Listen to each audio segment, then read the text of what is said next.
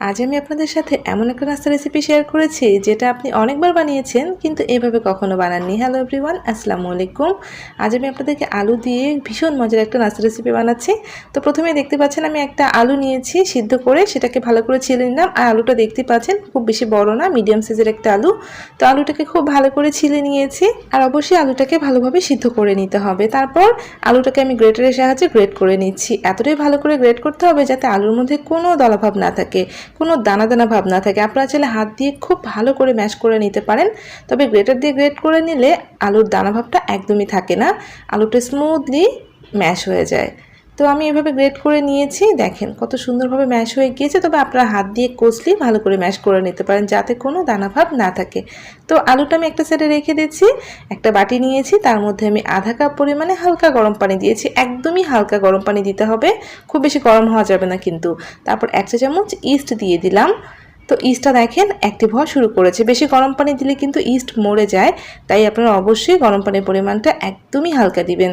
তো দেখেন ইস্টটা কিন্তু সুন্দরভাবে অ্যাক্টিভ হয়ে গিয়েছে। যখন ইস্টটা নিচের দিকে পড়ে যেরকম একটু অ্যাক্টিভ হয়ে যাবে, তখন আমি এর মধ্যে ম্যাশ করে রাখা আলুটা দিয়ে দিলাম। তো ম্যাশ করে রাখা আলুটা দেওয়ার পর আলুটা আমি এভাবে পানির সাথে মিশিয়ে নিচ্ছি। তো দেখেন আধা কাপ পানির সাথে আলুটা কিন্তু খুব ভালোভাবে মিশে গিয়েছে। তো খুব ভালো করে মিশিয়ে নেওয়ার পর এখানে আমি লবণ দিয়েছি, আধা চা চামচের একটু বেশি লবণ দিয়েছি। তারপর লবণটা আলুর সাথে মিশিয়ে নিলাম। এখন আমি এর মধ্যে দিয়ে দিচ্ছি 1 কাপ পরিমাণে ময়দা। তো 1 কাপ ভরে ভরে নিয়েছি আর অল্প অল্প করে অ্যাড করে দিচ্ছি। আপনারা কিন্তু এখানে ময়দার পরিবর্তে আটাও দিতে পারবেন। তো আমার কাছে আটা ছিল না, তাই আমি ময়দাটা দিয়েছি। এখন আমি হাত দিয়ে ভালো করে মিক্স করে নিচ্ছি। হাত দিয়ে কিন্তু ভালোভাবে মথে নিতে হবে, আর এটা বেশ আঠালো আর নরম একটা ডো হবে।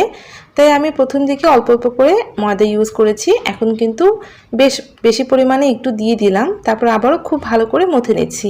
যেহেতু এখানে আলু রয়েছে, এটা অনেক বেশি নরম হবে।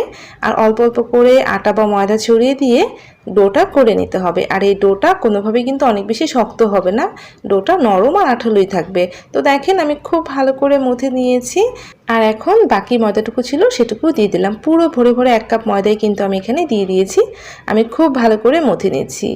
তো এটা কিন্তু বেশ কিছুক্ষণ মথে নিতে হবে, 5 মিনিট ঘড়ি ধরে মথে নেবেন। যতক্ষণ না হাতের মধ্যে কম লেগে যাচ্ছে ততক্ষণ পর্যন্তই মথে নিতে হবে। একদম নরম করা যাবে না, একটু নরম রেখে খামিরটা করে নিতে হবে। তো দেখেন এখন আমি 1 চা চামচের মতো তেল দিলাম। তেলটা দিয়েছি যেহেতু ডলে নিতে কষ্ট হচ্ছে, হাতের মধ্যে বেশি লেগে যাচ্ছে, তাই একটু তেল লাগিয়ে দিয়ে মথে নিলে খুব সহজে মথে নেওয়া যাবে। এখন এর মধ্যে আমি ধনে পাতা কুচি দিয়েছি। এখানে কিন্তু শুধু পাতার কুচিটাই দিবেন, ধনে পাতার ডাঁটাটা না দেয়াই ভালো। তো ধনেপাতা কুচি দেওয়ার পরে আবার একটু মথে নিচ্ছি। এখন কিন্তু আবারও কিছুটা নরম হয়ে যাবে, যেহেতু ধনেপাতা কুচি দিয়েছি এর মধ্যে কিছুটা পানি বেরিয়েছে, যার কারণে এটা কিছুটা নরম হয়ে যাবে। তো এখানে আমি আরও আধা কাপ পরিমাণে ময়দা নিয়ে নিয়েছি। এখন আমি এটা অল্প অল্প করে অ্যাড করে দিব। তো এখানে আমার 1.5 কাপের মতোই ময়দা লেগেছে। তো অল্প অল্প করে দিয়ে আমি খুব ভালো করে মথে নিচ্ছি। যখন দেখবেন যেটা একটা সফট খামির হয়ে গিয়েছে তখন আর ময়দা দিতে হবে না। আবারও কিন্তু আমি 1 চা তেল দিয়ে দিয়েছি। তো তেলটা দেওয়ার পরে এখন ভালো করে একটু মথে নিচ্ছি। এখন কিন্তু ওর হাতের মধ্যে বেশি লেগে যাচ্ছে না। যখন দেখবেন যে হাতের মধ্যে খুব একটা লেগে যাচ্ছে না, খামিটা এরকম সফট হয়ে গিয়েছে, তখন আর মথে নিতে হবে না। এখন আমি 30 মিনিটের জন্য একটা প্লাস্টিক র্যাপ দিয়ে ঢেকে একটু গরম জায়গায় রেখে দিব। আপনারা কিন্তু ভারী ঢাকনা দিয়েও ঢেকে রাখতে পারেন যাতে বাতাস ঢুকতে না পারে। তো আমি এটা 30 মিনিটের জন্য রেখে দিয়েছিলাম। তো 30 মিনিট পর দেখেন এটা কিছুটা ফুলে গিয়েছে, যেহেতু এখানে আলু দেওয়া রয়েছে আর এটা ফুলতে একটু সময় লাগবে। তো আমি 30 মিনিট রেখেছি, কারণ এটা এমনিতেও অনেক বেশি সফট হয়ে থাকে, তাই খুব বেশি সময় ধরে ফুলালাম না। তবে আপনারা চাইলে এটা 1 ঘন্টার জন্য এভাবে ঢেকে রাখতে পারেন, এতে করে দেখবেন যে ডোটা অনেক বেশি ফুলে গিয়েছে। তো আমি ঝটপট আধা ঘন্টার মধ্যে করে নিয়েছি। কিছুটা ময়দা ছড়িয়ে নিলাম। এখন আমি এই খামির থেকে 5টা লেচি কেটে নিব। তাই একটু ময়দা দিয়ে এভাবে সেট করে নিলাম। যেহেতু এটা অনেক বেশি আঠালো, অনেক বেশি সফট হয়ে থাকে, হাতের মধ্যে লেগে যায়, তাই একটু ময়দা দিয়ে ছড়িয়ে দিয়ে তারপরে এভাবে লেচি কেটে নিচ্ছি। আবার একটু ময়দাও ছড়িয়ে দিলাম। আপনারা চাইলে তেলও দিতে পারেন, হাতের মধ্যে তেল লাগিয়ে নিয়ে কাজটা করে নিতে পারেন। তো আমি দেখেন এখন হাতের মধ্যে কিছুটা তেল লাগিয়ে নিয়েছি। তারপর খামিরগুলোর মধ্যে একটু এইভাবে তেল লাগিয়ে দিচ্ছি, এতে করে খামিরগুলো একটা গ্যাসের ধারে একটা লেগে যাবে না। একটা খামির এর থেকে নিয়েছি, বাকি খামিরগুলো ঢেকে রেখে দিয়েছি। অবশ্যই ঢেকে রেখে দিতে হবে। এখন আমি একটা রুটি বানানোর চাকতির উপরে কিছুটা ময়দা ছড়িয়ে দিলাম। তারপর এই যে খামিরটা নিয়ে এসেছি, একটু হাতের সাহায্যে গোল করে নিয়েছি। খামিরটা অনেক বেশি সফট হয়ে থাকে, তাই গোল করতে বা বেলে নিতে খুব একটা সমস্যা হয় না। তবে অবশ্যই আটা কিংবা ময়দা ছড়িয়ে দিয়ে বেলে নিতে হবে। আলু থাকার কারণে খামিরটা অনেক বেশি সফট হয়ে থাকে। দেখেন আমি একটু পাতলা করে বেলে নিচ্ছি, আপনারা কিন্তু চাইলে এটা মোটা করে বেলে নিতে পারেন। তো তো আমি একটু পাতলা করে বেলে নিচ্ছি, যেহেতু ভাজার পরে দেখবেন যেটা কিছুটা মোটা হয়েছে। আপনারা যদি একটু মোটা করে বেলে নিতে চান, মোটা খেতে চান, তাহলে এটা মোটা করে বানিয়ে নিতে পারেন।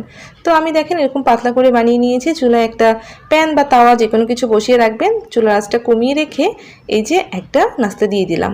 চুলার আঁচটা কিন্তু খুব বেশি বাড়ানো থাকবে না, লো টু মিডিয়াম রাখাই ভালো। তারপর উল্টে পাল্টে দিয়ে ভেজে নেব। তবে চুলার আঁচটা যদি কমিয়ে দিয়ে ভাজেন তাহলে কিন্তু এগুলো অনেক বেশি ফুলকো হবে। একটু সময় নিয়ে ভাজবেন চুলার আঁচটা কমিয়ে দিয়ে, তাহলে পুড়েও যাবে না আর অনেক বেশি ফুলকো হবে।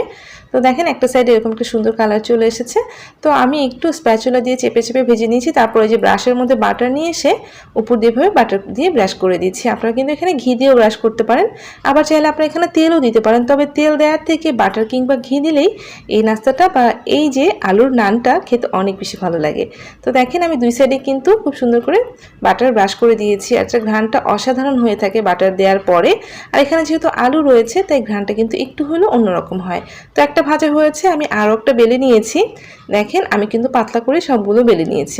আপনারা যদি মোটা খেতে পছন্দ করেন তাহলে একটু মোটা করে বেলে নেবেন, তাতেও কিন্তু অনেক বেশি ফুলকো হয়। এখন আমি ঢেকে দিলাম, একটা এভাবে ঢেকে করছি। তো ঢাকনা ছিদ্রটা বন্ধ করে দিলাম। চুলার আঁচটা একদম লোতে রেখে আমি 5 মিনিট ঢেকে রেখেছি। আপনাদের এখন দেখাচ্ছি ঢাকনা দেওয়ার পরে এটা কেমন হয়ে থাকে। আপনারা চাইলে ঢাকনা দিয়েও করতে পারেন, আবার ঢাকনা ছাড়াও করতে পারেন। দেখেন ঢাকনা দেওয়ার কারণে নানগুলো উপর থেকে খুব সুন্দরভাবে ফুলে ফুলে গিয়েছে। তো এখন উল্টে দিলাম, একটা সাইড দেখেন সুন্দরভাবে ভাজা হয়েছে। এখন ওই সাইডটাকে আমি সুন্দরভাবে ভেজে নেব। তার আগে এখানে আবারও বাটার ব্রাশ করে দিলাম। তো এই পিঠে আমি বাটার ব্রাশ করে দিয়েছি। এখন ও পাশের পিঠে আমি বাটার ব্রাশ করব। যখন এরকম একটা সুন্দর কালার চলে আসবে তখন বাটারটা ব্রাশ করে নানটাকে উঠিয়ে নিতে হবে। বিশ্বাস করেন আমরা তো অনেকভাবে নান রুটি খেয়েছি, কিন্তু আলু দিয়ে নান রুটি আপনি যদি কখনো না খেয়ে থাকেন একবার হলে এভাবে বানিয়ে খেয়ে দেখবেন। এত বেশি তুলতুলে নরম হয় যে মুখে দিলেই মিলিয়ে যায়। নান রুটি সাধারণত নরম হয়, বাট এত বেশি নরম হয় না যেটা মুখে দিলেই মিলিয়ে যায়। তো আপনি একবার হলো এভাবে আলু দিয়ে নান রুটিটা বানিয়ে দেখবেন, তাহলেই বুঝতে পারবেন এটা কত বেশি তুলতুলে নরম হয়েছে। দেখেন নান রুটিগুলো দেখতে কতটা সুন্দর হয়েছে, সাথে ধনেপাতার একটা দারুণ ঘ্রাণ রয়েছে। আশা করছি রেসিপিটা সহজ আর ভালো লেগেছে। ভালো লাগলে প্লিজ একটা লাইক দিয়ে এমন আরও রেসিপি পাওয়ার জন্য চ্যানেলটা সাবস্ক্রাইব করে সাথেই থাকবেন। সবাই ভালো থাকবেন। আল্লাহ হাফেজ।